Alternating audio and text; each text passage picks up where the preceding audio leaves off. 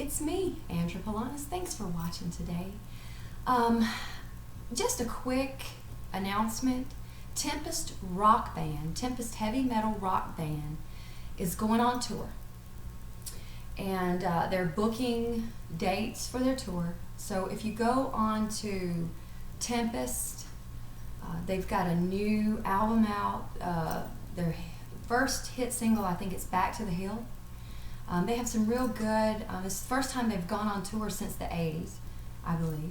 So, Tempest is a whirlwind, right? So book Tempest for your church, especially if you're one of the churches that is taking a stand for God right now in this hour. If you're standing up for what's right and you kind of feel like you're alone, nothing makes that better than good music and a good music festival. So music is powerful when you're going to war against the enemy. Don't forget that. So if you need an extra gun in your arsenal, Tempest. Tempest, heavy metal, rock band, book them. Go on Facebook, Google them. You can, I can't think of it, but watch my social media. I'll post some stuff on Facebook and YouTube and Google Plus, and I'll try to tweet about it so that you know. But I want to talk to you about lamps today and how lamps relate to the grace of God. And this is not my own enlightenment.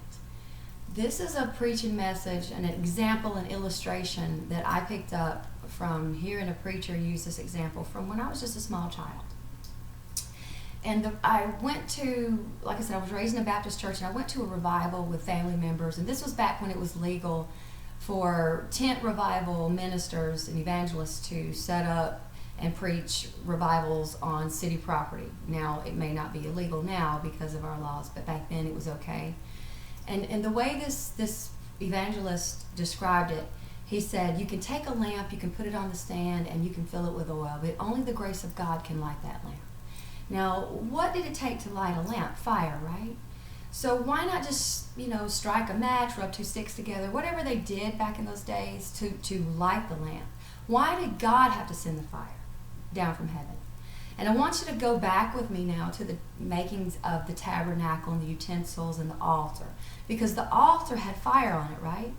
So, and just a brief update. Remember, Moses went up on the mountain. He got the plans and the designs from God. He was just one person. He comes back down from the mountain, and what did he have to do? He had to get a team of people together of skilled craftsmen to put the plan into action. And it took human hands to build everything. Everything, the tabernacle, the ark, the tools. Human beings actually took information that God communicated to one person. That one person then had to take what they understood God to say and then go communicate it to a whole team of people that were to process that information and then use their skills to produce an object, okay, to specification. Now, if you tell somebody something and that somebody tells somebody something, it usually loses something down the line. But I want you to know that everything that God asked them to build was built to specification exactly the way God asked for it. There's only one thing they could not manufacture that God knew they could not manufacture, and that was the fire that came down from heaven and hit that altar. Now, once the fire came down from heaven and it hit that altar, they were responsible for keeping the fire going. Okay, they had 3 shifts of people at work 24/7 keeping that fire going, because they could not just go, like I said, they couldn't go rub 2 sticks together, rub some rocks together and make fire on God's altar. That was forbidden. And I want you to remember now, I want you to move forward to Pentecost, right? Now, between the day that Jesus ascended and the day that the fire came down in the day of Pentecost, what did they have in between those two times? Time. Who regulates time? Exactly. You studied Galatians chapter 3, didn't you? Oh, I'm so proud of you. Well, then you know that the significance of the parable of the lamp and the lampstand.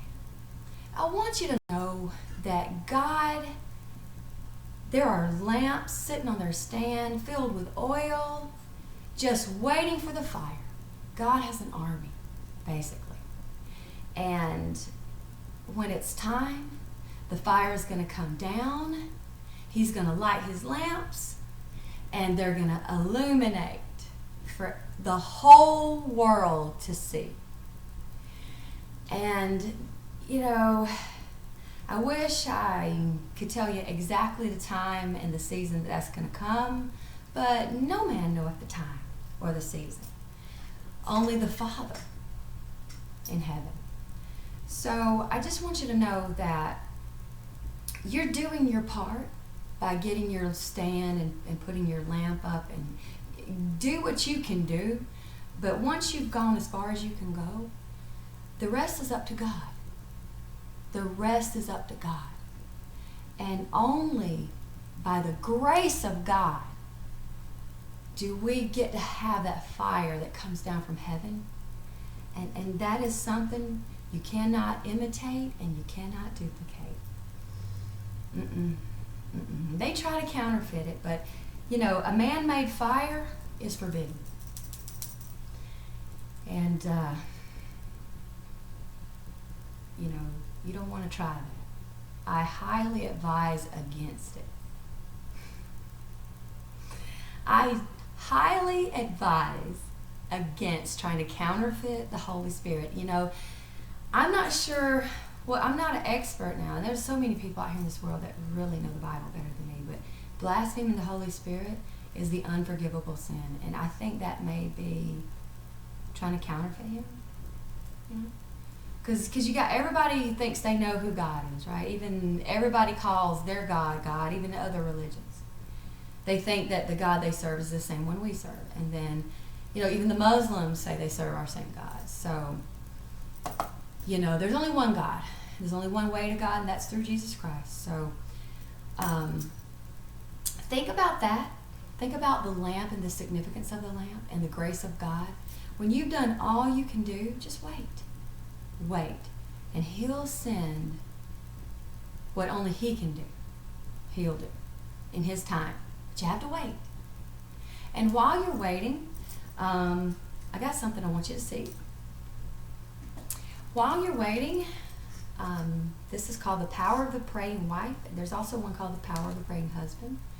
And you can get them, and you can probably download them for just $2 or $3 on Amazon or Google or iTunes. This is a good tool if you're married to a non-believer, but if you're it just is a good tool for believers. Husbands and wives should be praying for each other. That's right. And you, if you're a leader, you should be teaching married people to pray for each other. Your first ministry is your home. Okay? If you're out here trying to run around and serve the Lord and you're neglecting your home, your marriage, your children, calling yourself trying to serve God, and I'm telling you, God made a marriage and he made a family before he ever made religion, and before he ever brought the concept of religious rituals and practices and tabernacles and stuff. He made a marriage and a family. And, you know, that's your first priority. That's everybody's first priority. So I'm Andra P'Lonas, and I just want you to be careful out there riding around on your Harley Davidsons. It's not dangerous on the roads in Las Vegas. You know, I'm praying for God to keep his bikers out there safe, especially if you're on the road and you're traveling from California to Vegas or from Vegas to California. You know, bikers have died because of people getting in front of them in cars and slamming on brakes and people running over them. So be careful if you're out there on your Harley Davidson motorcycle. You know, I understand, you know, riding a Sturgis can be very addictive. Those Sturgises, man, they're addictive, aren't they? And they're expensive. Expensive toys. So I'm Andra P'Lonas, and I want to say God bless you. And remember, Christ is above all things, and all things revolve around him. Thank you for watching. Have a great day.